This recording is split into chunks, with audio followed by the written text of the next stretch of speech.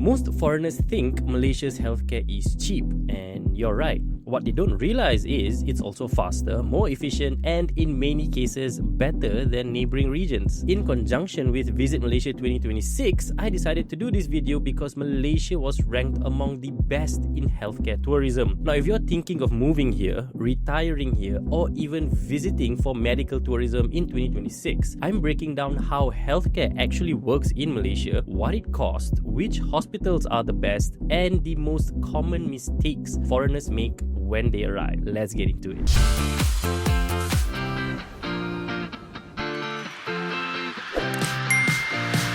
Hey guys, welcome back to the channel. My name is Naz and I help foreigners and expats like you move, live, retire and invest smarter in Malaysia. Now in this video, we are going to cover how to see a doctor here, the difference between public and private hospitals, real retirement costs, insurance options, and stick to the end because I'll be sharing the best areas to live in if you want quick access to good hospitals. Alright, let's start. Now here's the first thing people say after their first doctor's visit in Malaysia.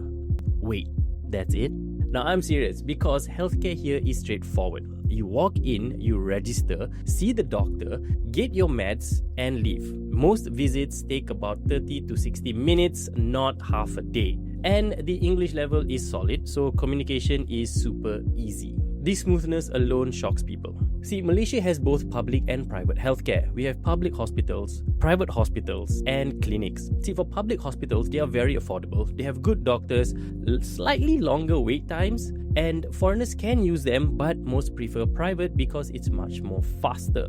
For private hospitals, this is where the expat crowd goes. You get short wait times, modern facilities, good equipment, and easy access to so many different specialists. And the cost is still way cheaper than in Western countries. Then we have clinics. It's everywhere. Every neighborhood has at least 5, and each visit will cost you around 50 to 150 ringgit, including medications. No appointment needed, just walk in. Now let's go to the real cost. Alright, let's talk numbers. Here's what you'll actually spend for general practitioner visits, for specialist visits, blood tests, x-rays, MRI, dental cleaning, and including IVF. For a lot of people come here for IVF. Apparently it's one of the cheapest. It's about 20,000 ringgit for IVF. And for those who don't know, this is where you create babies. Now, a private hospital room will cost you around 200 to 400 ringgit per night. I'm also going to list it in US dollars so it's easier for you to compare. Now, if you're from the US, this alone is life-changing. Now, if you're planning to move to Malaysia and want a comprehensive guide to visas, neighborhood, cost of living, and healthcare,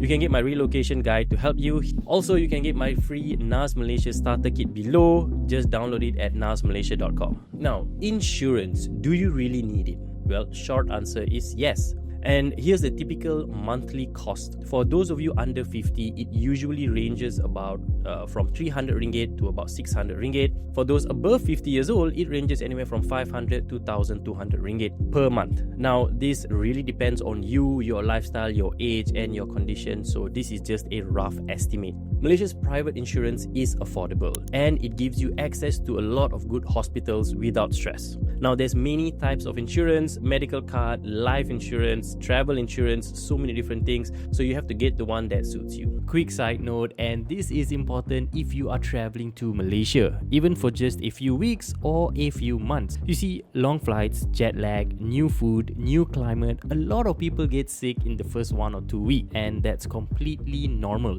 Now, the thing is, Malaysia has excellent private hospitals and clinics, but you don't want to be paying out of your own pocket when something unexpected happens. That's why this video is supported by SafetyWing. It's a travel medical insurance designed for people who are moving around, scouting, or even spending extended amount of time overseas. You can set it up online in just minutes. It works internationally and it gives you peace of mind while you're here figuring things out. I put the link below if you guys want to check it out. Alright, let's get back to the video. How to see a specialist. Now, here's where Malaysia beats a lot of countries. You do not need a referral to see a specialist. You can literally walk into a private hospital and book one directly. Now, sometimes you'll get an appointment the same day, worst case within a few days. You can also book an appointment online. Now this alone saves you weeks of waiting time and the hassle of going to the hospital waiting for an appointment. Now here are the common mistakes foreigners make. Now let's clear this up. Waiting too long to buy insurance. It gets more expensive with age. Assuming public hospitals are low quality. False, they are just much busier because they are way cheaper compared to private hospitals. Not checking the specialist schedules. They rotate between multiple hospitals. Expecting Western style delays. Here, a 10 a.m. appointment is actually 10 a.m. If you are late, the appointment goes to the next person. Not doing annual health screenings. Malaysia offers full screening packages for about 300 to 800 ringgit. So take advantage of it. I do mine every single year.